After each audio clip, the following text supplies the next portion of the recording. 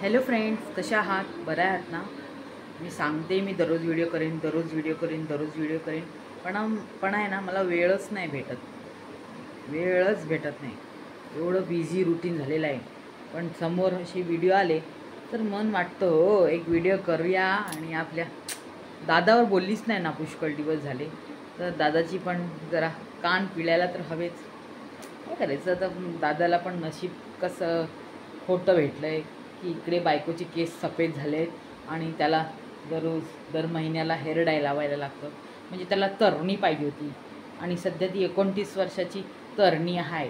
Okay, मग केस पिकले कसे? ओ माय गॉड, एवढं सगळं ब्रँड प्रमोशन करतात, एवढं ते काका अर्थ त्याचं काय काय प्रोडक्ट घेतात आणि मग दुसरीच प्रोडक्ट वापरतात.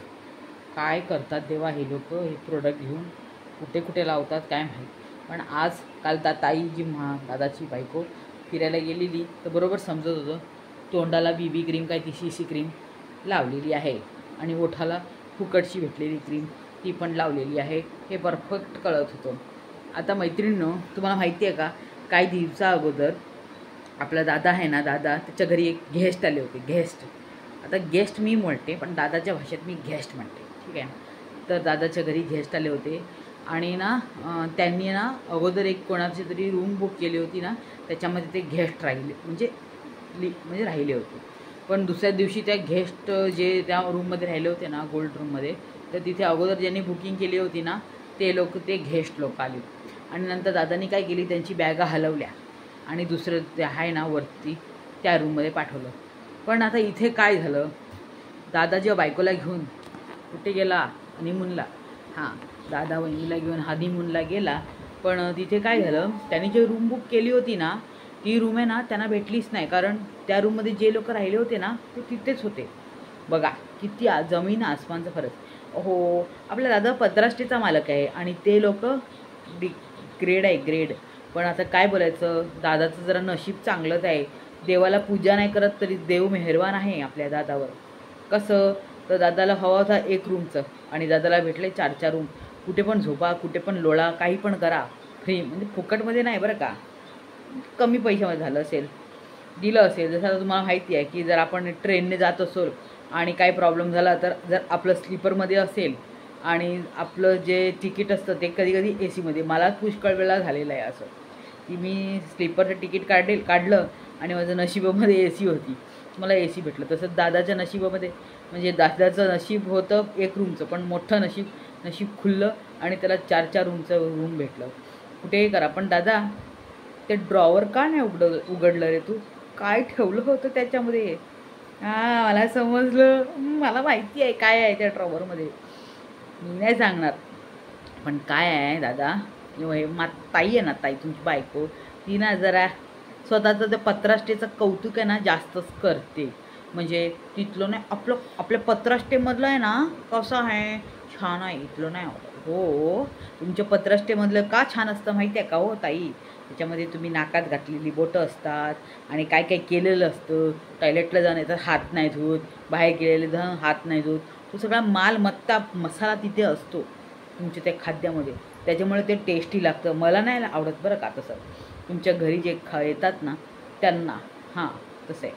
तर बापरे, पण मला नक्की कमेंट करून दादा सांग, त्यांना ड्रॉवरमध्ये काय होतं. आणि काल रात्री दादाला झोपच नाही लागली आणि दादा म्हणतो की मी इथे लॅपटॉप नाही आणलं. अरे कोणाला उल्लू आता लॅपटॉप कशाला, मोबाईलमधूनच एडिटिंग करता येतं, मग लॅपटॉपचं कशाला गरज? तू कुठल्या जमान्यामध्ये आहे? आणि तिथे फुकटचं वायफाय पण असेल. आता तू तिथे लास्ट टाईमला अलिबाग का 40 स्टोअरमध्ये तिथे राहायला गेला होता, तेव्हा तर लोकांच्या घरात तू कुठून पळून देतं. तू काय, ती कोणती माऊसवाली, तिने पण तसंच केलं होतं. ती कुठे ते गावाला गेली होती आणि त्याच्या कोणाच्या रिलेटिव्हच्या घरी गेली होती पळून काय घ्यायला, वायफाय. मग तुम्ही असेच इथे तुम्हाला फुकट भेटलं आहे ना, जिथे फुकट तिथे प्रकट, हा प्रकट तसं आहे. तर तिथे वायफाय भेटलं, मोबाईलमधून एडिटिंग एकदम इझी आहे लॅपटॉपपेक्षा, ठीक आहे ना. तर बोलतो मी इथे लॅपटॉप नाही आणला, ओ माय गॉड, काय बोलायचं देवा, उचल ह्याला, म्हणजे याच्या विगला यायला नको, बिचारी रडेल ना. ती एकटी तिच्यावाटी 29 वर्षाची तरणी पोरगी जी केस पिकलेली, तिला वाईट वाटेल ना. काय बोलायचं आता, घावण्याचं पीठ ती घेऊन गेली म्हणजे आईला काय बोलायचं. आमचे ते घावणे आम्ही कसं बनवतो बघा, काही लोक घावणे ते तांदूळ असतात ना, तांदूळ डोस्याचे तांदूळ, हां ते सोडा, ते नसेल ना सोना मसुरीचा तांदूळ जो कट भेटतो ना तो घ्या, तो भिजवा आणि काय करा त्याच्यात तांदूळ काय नारळ बिरळ काय नाही घालायचं, पाणी घालून वाट चल थोडा वेळ भिजवायला पाहिजे बरं का तो तांदूळ. सोना मसुरीचा जो तांदूळ असतो ना वीट म्हणजे कटवाला तुकडे तुकडेवाला, तर तो तांदूळ भिजवायचा एक 2-3 तास आणि मस्तपैकी नंतर वाटायचा, नाईस वाटायचं. तो घावण्याचं पीठ झालं. त्याच्यानंतर तुम्हाला ते नसतं त्याच्यामध्ये अजून एक पाहिजे असेल तर नारळ टाका, मस्त नारळ म्हणजे डोसा निघेल. मग घावण्याचे पीठ गावून आणायचं म्हणजे वाहून आणायचं. उचल रे दादा, कोणाला? दादाला नाही, दादाच्या विगला. दादा स्वतःला काय 25 वर्षाचा वाटतो आणि दादाची बायको 29 वर्षाची तरणी पोरगी. अरे बाबा, मोठी झाली का? नाही, दादा स्वतःला 34चा म्हणजे छोटा पोरगा त्याला वाटतो की तू छोटा आहे. मैं तो चाटा हूँ. नहीं बाबा, तू छोटा नाही, बहुत तू आहे वो दिमाग आहे ना तेरा बहुत छोटू रे. म्हणजे नको असलेल्या कामामध्ये. जसं लास्ट टाईमला सगळ्या लोकांना कशी ट्राईक मारली होती आणि सगळ्या लोकांनी त्याला पलटले होती. 3 महिनं चॅनल कसं झालं होतं हे तर माहीतच असेल आपल्या दादाला, बरोबर आहे की नाही. बाकीचं काय नाही, एक गुड न्यूज आहे बरं का. गुड न्यूज काय गुड न्यूज? अहो प्रेग्नेन्सीची नाही. बघा माझ्या ना जवळपास एक मुलगी आहे आणि आहे ना त्या मुलीला ना तिचं आता म्हणजे ती या टाईमला ना जरा ट्युशनमध्ये जाते पण ना तिच्या वडिलांचं ना फीस भरायचं ती प्रॉब्लेम आहे. तर मी विचार केला होता की मी कसं करू, त्या मुलीला मदत मी कशी करू. मला त्या मुलीला मदत करायची होती कारण तिचा फीस म्हणजे छोटीच होती. पण मी विचार करायची, बघा मी तर आश्रममध्ये पैसे देत होती, पण आता या 3-4 महिन्यापासून माझं काही यूट्यूबचं पेमेंट आलेलं नव्हतं. तर मी विचार केला कसं करू, माझं म्हणजे माझ्या खिशातून पण नाही द्यायला पाहिजे आणि आता तर नाही आहे. मग मला एक ईमेल आला.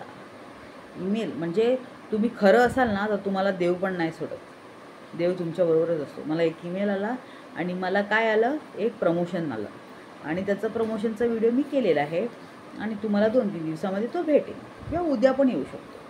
तर जर माझा प्रमोशनचा काही व्हिडिओ तुमच्यासमोर आला तर त्याला हेट बीट देत जाऊ नका, कारण त्याच्याहून त्या पैशाहून एका मुलीचं ट्युशनचं फीस मी देणार आहे. तुम्हीच विचार करा किती असेल. ट्युशनचं फीस काय पुष्कळ नसतं, ठीक आहे ना.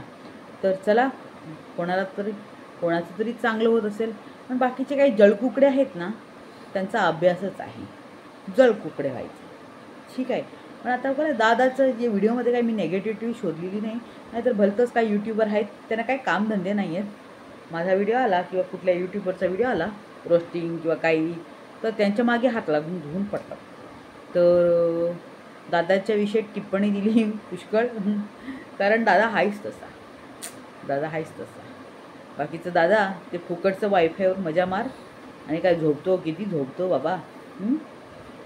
म्हणजे मला समजत नाही आता काय बोलायचं. चला व्हिडिओ बंद करूया आणि उद्या परवा बघा माझा काय प्रमोशनचा व्हिडिओ असेल. बघा काय ऑर्डर करायचं असेल तर करा. लवकरच लिंक देते आणि लवकरच तुम्हाला ते काय आहे ना ते किती % डिस्काउंट ते पण देईन, तर करा.